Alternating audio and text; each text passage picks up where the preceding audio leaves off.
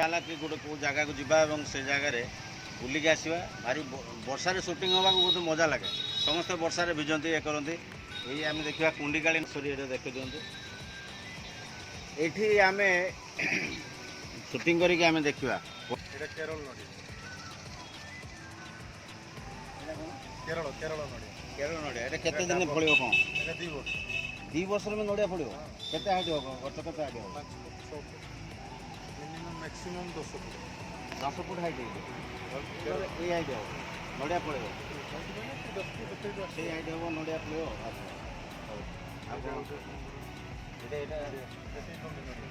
अच्छा यार प्रोडक्शन केते यार केरल नड़ियार प्रोडक्शन 2 वर्ष 3 वर्ष ना ना केते हम गोटे गोटे कांदी हाँ हाँ 10-12 कांदी पड़ो 10-12 कांदी पड़ो माने ये अच्छा तार साइज केते साइज बड़ बड़ यार पानी केरल नड़िया पानी भल माने डाबटा फेमस ओह अच्छा अच्छा बड़ साइज डाबा मार्केट में मिलुची नड़ियार भस प्लस छांच डाब पानी सब टी20 भल छांचटा क्या कौन ये जो नड़ियाटा नड़िया जो बड़ साइज नड़िया नड़ियाटा आप जो माने जो सॉफ्ट पार्टा नड़ियार सॉफ्ट पार्ट ओहो भीतर पार्टा एटा डाब यार छांचटा एत भल आसे अच्छा आउ गोटे आउ किसी गछ अछि जो बिजनेस करि परिबा हम आपनकर फल फ्रूट्स आइटम देखिबे फूड एगुड़ा अछि आपनकर हिमसागर आंब तो बहुत मीठा लगे हां हिमसागर सुवर्णमुखी बैगनपल्ली सूर्या ये केमिति कोन तार टी प्रोडक्शन केमिति लगेबे केमिति तार प्रोसेस कोन केते इन्वेस्टमेंट हो के दिन ने पड़िबो बहुत अल्प पैसा इन्वेस्टमेंट हां आपनकर गोटे एकर रे केतरा गोटे गछ 200-250 टका रे पाइजे भलो ग्राफ्टिंग गछ गोटे गछ गोटा 250 टका अच्छा केते गोटे एकर रे केते लागियो गोटे एकर रे आपनकर मिनिमम 10 फुट छाड़ी तो गोटे गछ लगा हो 300 पीस भलिया लागि परियो 300 पीस लागी 300 पीस आपनकर सुवर्णमुखी सुवर्ण लेखा हमके गोटे आंब ये भलो वेराइटी भलो जाति हिमसागर एटा एरे साइज सु केते आंब भलो बहुत भलो साइज अछि गोटे केजी रे केते आसु गोटे केजी रे 3-4टा बड़ साइज ता माने बड़ साइज लिचू जामरुल जामकुली सपेता भी मार्केट रे तो मिलुची बाहर आसु किंतु लेंबू ओडिसा रे सप्लाई कम अछि लेंबू हेजी लेंबूटा केमिति कोन यार कागजी लेंबू अच्छा ये तो थरे लगे देले जीवन सारा फलियो हां चालतु अच्छा एटा बातापी बातापी को छाड़ दियंतु लेंबूटा भी गोटे भलो बिजनेस हे छको अच्छा पिजुल विषय कोन को ये पिजुल कोन ता केडा साइज पिजुल हो एटा आपन केजी 1 पिजुल भलो साइज रो मीडियम आसो टेस्ट अछि माने गोटे केजी रे केते गोटे केजी रे आपनकर 3-4 पीस उठे ना बेसी उठे ना टिके एरा छोटो साइज पिजुल छोटो साइज हो केजी 1 पिजुल आ पछर अछि ओ सेटा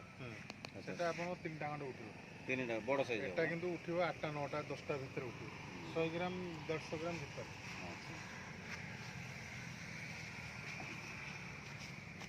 तो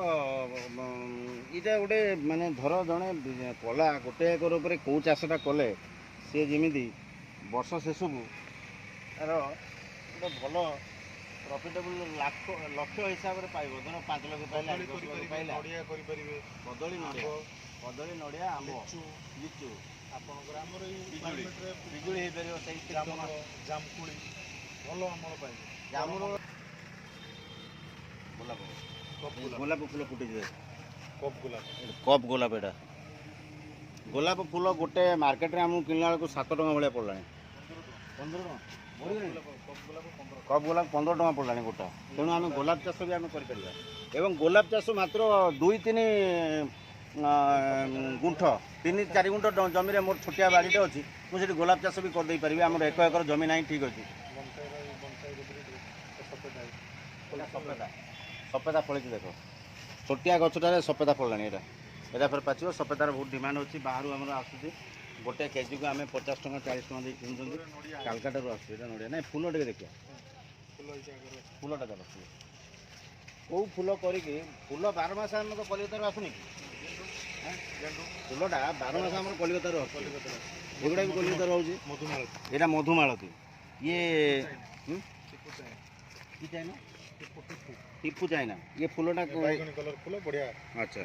ना आमर ये धर गेंडू फूल डिमांड अच्छी चंपा फूल डिमांड अच्छी जमी आमर टगर टराटो एगुड़ा सब आमर गोलाप फूल इटा रंगी फूल मल्ली दाला देख এইটা সেটা কি মুসুন্ডা এটা কি ফুল মুসুন্ডা মুসুন্ডা এটা কিকমা কিকমা এটা ভুটান মল্লি স্থଳପଦ୍ମ ଏଇଟା ସ୍ଥଳପଦ୍ମ ଫୁଲ ଉଠିବ ଆର୍କେରିଆ ସେଇଟା ସେ ତା ନାଁ କଣ ବଟଲ ପାମ୍ ସେଇଟା ସେଟା ମୟୂରୀ ମୟୂରୀ ପ୍ଲାଣ୍ଟ ତୁଳସୀ ଗଛ ପର୍ଯ୍ୟନ୍ତ ବି ଏଇ ଜାଗାରେ ଅଛି। ଆଚ୍ଛା କିଛି ମେଡିସିନ ପ୍ଲାଣ୍ଟ ଏଇଟା କି ଫୁଲ ଟଗର ଏଇଟା ଟଗର ଟରାଟ ଏ ଲାଇନଟା ପୁରା ଅଛି ଟଗର ଟରାଟ କାମିନୀ ଏଗୁଡ଼ା ସବୁ ଅଛି ଆଉ ତୁଟୁକା ତା ଭିତରେ ରହିଲା କ'ଣ ଏଇଟା এটা ଗୁଜୁରାତି ଡାଲଚିନି ତେଜପତ୍ର ଲବଙ୍ଗ ଭୁସୁଙ୍ଗା ପତ୍ର ଏ ସବୁ ଗୁଡ଼ାକ ଆମର ତୁଟୁକା ହିସାବରେ ଆମେ ଘରେ ବ୍ୟବହାର କରନ୍ତି ଏବଂ ସେଟା ଏକ ମେଡିସିନ ପ୍ଲାଣ୍ଟ ବିଷୟରେ ବି ଆମେ ତାକୁ ନେଇପାରିବା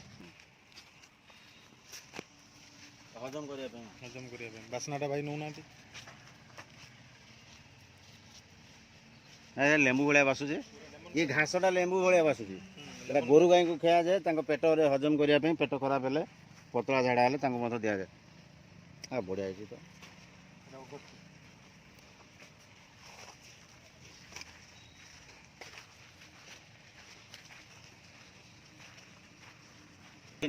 କାନ୍ଦି ବହୁତ ବଡ଼ ବଡ଼ ଆଚ୍ଛା এটা ଆପଣଙ୍କର ସବୁ ପ୍ରକାର ୟୁଜ୍ କରିପାରିବେ କେତେ ବଡ଼ ହେବ ଏଇଟା এটা ବାଙ୍ଗରା ଗଛ କାନ୍ଦି କିନ୍ତୁ ବହୁତ ବଡ଼ କାନ୍ଦି ହେଲେ ୟାକୁ ତ ଏ କେତେ ଦିନ ପରେ ଫଳିବ ଭଦ୍ରକର ଯେଉଁ ସୌନ୍ଦର୍ଯ୍ୟ ପାଇଁ ଲଗା ହେଉଛି ଫଷ୍ଟେଲ ପାନ୍ ସେଇଟା ସେଇଟା ସୌନ୍ଦର୍ଯ୍ୟ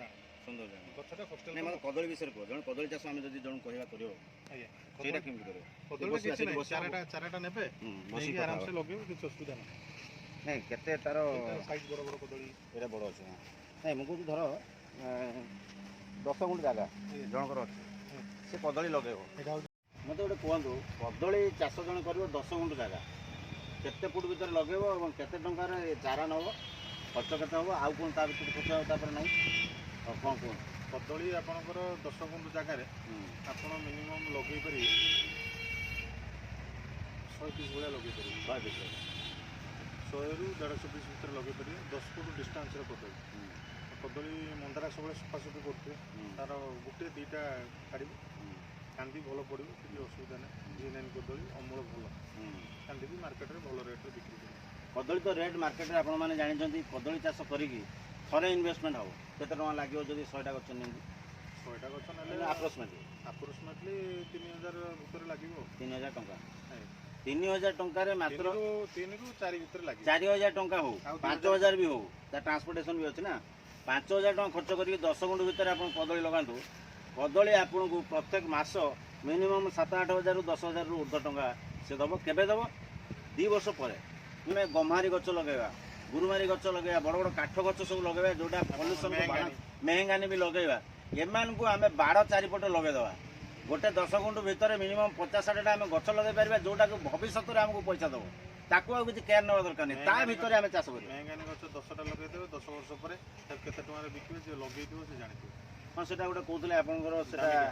ଦାମିକା ବହୁତ ହାର୍ଡ଼ କାଠ ସେଟା ଆପଣଙ୍କ ଗନ୍ ପିସ୍ତଲରେ ଟ୍ରିଗରରେ ଦରକାର ସେ କାଠଟା ବହୁତ ମାନେ କଷ୍ଟଲି ଜାଗାରେ ୟୁଜ୍ ହଁ ଗନ୍ରେ ଯେଉଁ କାଠଟା ୟୁଜ୍ ହୁଏ ସେଟା ସେଇ ଜାଗା ବହୁତ ଭଲ ଭଲ ଜାଗା ଏବଂ ବଡ଼ ବଡ଼ ଅଟୋମୋବାଇଲ କମ୍ପାନୀ ମଧ୍ୟ ତାକୁ ନିଅନ୍ତି ତ ଆମେ ସେଟାକୁ କ'ଣ କରିବା ଗଛ ନାଁଟା ହେଉଛି କ'ଣ ହେଲା ମେହେଙ୍ଗାନି ଗଛ ଗୋଟେ ଆଣି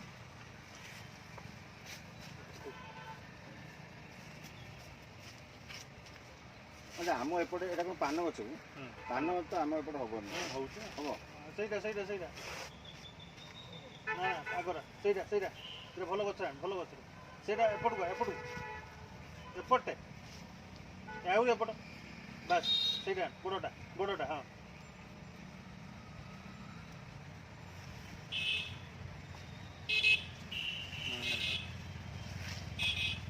ଏଇଟା ମେହେଙ୍ଗାନି ଗଛ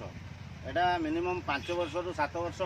ଆମକୁ ଲଗେଇକି ଅପେକ୍ଷା କରିବା ଗୋଟିଏ ଗଛ ଆମକୁ ଗୁଡ଼ାଏ ପ୍ରଫିଟ୍ ଦେବ ଏବଂ ଏଇଟା କେଉଁମାନେ କିଣିବେ ତାର ପର୍ଚେଜର କିଏ ଆମେ ନିଶ୍ଚିତ ଭାବରେ ତାକୁ ପାଇବା ମୋତେ ବି ଫୋନ୍ କଲେ ମୁଁ ତାର ପର୍ଚେଜର ଟିକଟ ଦେବି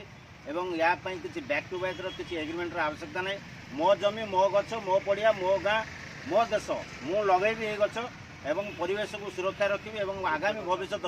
ମୋ ପୁଅ ଯେତେବେଳେ ପାଠ ପଢ଼ିବ ମୋ ଝିଅ ଯେତେବେଳେ ବାହାଘର ହେବ ସେତିକିବେଳେ ଏ ଗଛ ବିକିକି ମୁଁ ପଇସା ପାଇବି ଏବଂ ତା ଦେହରେ ମୋର ଖର୍ଚ୍ଚଟା ହେବ ଏବଂ ଯେଉଁଠି ଆମେ ବର୍ଡ଼ରରେ ଆମେ ଏଇ ଗଛ ଗୁଡ଼ା ଲଗାଇଲେ ତା ଭିତରେ ଆମେ ଧର କଦଳୀ ପିଜୁଳି ଆଉ ବାକି ଫଳ ଗଛ ଆମେ ଲଗାଇ ପାରିବା ବା ଯଦି ଆମେ ଫଳ ପ୍ରତି ଆମେ ଇଣ୍ଟରେଷ୍ଟେଡ୍ ନାହାନ୍ତି ଆମେ ବାରମାସୀ ଫୁଲ ଯେତିକି ବି ଅଛି ଇଟା ରଙ୍ଗଣୀ ଫୁଲ କୁହନ୍ତୁ, ମନ୍ଦାର ଫୁଲ କୁହନ୍ତୁ, ଗେଣ୍ଡୁ ଫୁଲ କୁହନ୍ତୁ, ଚମ୍ପା ଫୁଲ କୁହନ୍ତୁ, ଏ ଗଛ ଗୁଡ଼ାକ ବି ଲଗେଇକି ଫୁଲ ଆଣିବା। ପ୍ରତ୍ୟେକ ଦିନ କଲିକତାରୁ ଫୁଲ ଆସୁଛି। କଲିକତାରୁ ଯେଉଁ ଫୁଲ ଆସୁଛି ମୋତେ ଭାରି ଦୁଃଖ ଲାଗୁଛି। କଲିକତାରୁ ଆମେ ଗୋଟେ ଯେଉଁ ଆସୁଛି ଗୋଲାପ ଫୁଲ 15 ଟଙ୍କା ଦେଇ କିଣୁଛନ୍ତି, ଗୋଟେ ଗେଣ୍ଡୁ ଫୁଲକୁ 3 ଟଙ୍କା ଦାମ ହେଇଗଲାଣି। ଯଦି ଗୋଟେ ମାଳ ଆମେ କିଣୁଛନ୍ତି ଗେଣ୍ଡୁ ଫୁଲ, ମାନେ 15ଟା 20ଟା ଖଣ୍ଡ ଗେଣ୍ଡୁ ଫୁଲ ତା ଭିତରେ ଅଛି, ସିଏ ତାକୁ ବିକି ଦେଉଛି ଆମକୁ 20 ଟଙ୍କାରେ। ତେଣୁ ଆମେ ଯଦି ଏଇଟାକୁ ନଜର ନ କରିବା, ଖର୍ଚ୍ଚ କ'ଣ ଅଛି? ଖର୍ଚ୍ଚ ବହୁତ କିଛି ତ ନାହିଁ। ଥରେ ଖାଲି ଚାରା ନେଲେ ତାପରେ ତାକୁ ଆମେ କେୟାର ନେବା। ଗୋଟିଏ ଲୋକର ଆବଶ୍ୟକତା ଅଛି 10 ଗୁଣ୍ଠ ଜମିରେ, ଗୋଟେ ଲୋକର ଆବଶ୍ୟକତା ଅଛି। ଯଦି 1 ଏକର ହେବ ତାହେଲେ 2 ଜଣ ଲୋକ ଯଦି ହେବେ ତାହେଲେ ବହୁତ ସୁନ୍ଦର ଭାବରେ ଆମେ ଗୋଟେ ଚାଷ କରିପାରିବା। ଯେଉଁ ଆଜି ଭାବୁଛନ୍ତି ଲକଡାଉନରେ ଆମେ ଅଛନ୍ତି, କୁଆଡ଼େ ଯିବା, କ'ଣ କରିବା, ଚୋରି ଡକାୟତ ବାକି ଜିନିଷ ବି ବଢ଼ି ଚାଲାଣି ନୁହେଁ କି? ତ ସେମାନେ କାହିଁକି ଏ କଥାକୁ ନ ଯିବେ? ନିଜ ବାଡ଼ି ତ ପଡ଼ିଆ ପଡ଼ିଛି, ମୋବାଇଲରେ ଭର୍ତ୍ତି ହେଇଗଲେ, ତାପରେ ଖେଳିଲେ, ତାସ୍ ପାସ୍ ଖେଳିକି ତାପରେ ସରିଗଲା ପରେ ସେ ଚୋରି ଚାରି କଲେ। ଆଉ ଏଇଭଳିଆ ବି ହେଉଛି। ଗୁଡ଼ାଏ କେସ୍ ଥାନାକୁ ଆସୁଛି। ସେମାନେ କହୁଥିଲେ ଆଇଛି ମାନେ ଆମକୁ ଛୋଟିଆ ଚୋରି ସବୁ ଆସୁଛି। କ'ଣ ନା ମୋବାଇଲ, ଜଣେ କଥା ହେଉଥିବ ମୋବାଇଲ ଟାଣି ନେଇ ପଳାଏ। ଏଇଭଳିଆ ଚୋରି ବି ବାହାରିଲେଣି। ତେଣୁ ଆମେ ତା ଭିତରକୁ ଯିବାନି। ପରେଶ ଭାଇ କିଛି ସଜେସନ୍ ଦିଅନ୍ତୁ କ'ଣ? ଆପଣ ଯଦି ଆପଣଙ୍କ ଫୋନ୍ ନମ୍ବର ଆମେ ସ୍କ୍ରିନ୍ରେ ଦେବୁ, କିଏ ବୋଧେ ଫୋନ୍ କରନ୍ତି, ଆପଣ ଗୋଟେ ବିଜନେସ୍ ପାଇଁ ଯଦି କିଏ ଫୋନ୍ କଲେ ଆପଣ ତାକୁ କ'ଣ ସାହାଯ୍ୟ କରିବେ? ସାହାଯ୍ୟରୁ ବି ଆପଣ ଭଲ 2 ପଇସା ପାଇବେ। ତ ଠିକ୍ ଅଛି। ଆପଣଙ୍କର ଆମ ଚ୍ୟାନେଲ୍ ଦେଖିକି ଫୋନ୍ ନମ୍ବର ଯଦି କିଏ ଫୋନ୍ କରନ୍ତି ତାହେଲେ ଆପଣଙ୍କୁ ଟିକେ ତାକୁ ଡିସ୍କାଉଣ୍ଟ ଦେବାକୁ ପଡ଼ିବ। ଠିକ୍ ଅଛି। ତ ରହିଲୁ ଆମେ ଦର୍ଶକ ବନ୍ଧୁ, ଆମେ ଆପଣ ଚାହୁଁଛୁ ଆପଣମାନେ ଏଇ ଚ୍ୟାନେଲ୍ ଦେଖିକି କିଛି ରୋଜଗାର କରନ୍ତୁ। ଆମର ଏଇ ରୋଜଗାର ଦେଶ ପାଇଁ ବା ଆମର କ୍ଲାଇମେଟ୍କୁ କଣ୍ଟ୍ରୋଲ୍ କରିବା ପାଇଁ ହେଉ ବା ନିଜର ଇନକମ୍ କରିବା ପାଇଁ ହେଉ, ଉଭୟ ଜାଗାକୁ କଣ୍ଟ୍ରୋଲ୍ କଲା ଭଳିଆ ଆମର ଗୋଟେ ଏମିତି ଗୋଟେ କାମ କରିବା ଯେମିତି ସମାଜ ପାଇଁ କାମ ଦେବ, ମୋ ପରିବାର ପାଇଁ କାମ ଦେବ, ମୋ ନିଜ ପାଇଁ କାମ ଦେବ। ଧନ୍ୟବାଦ।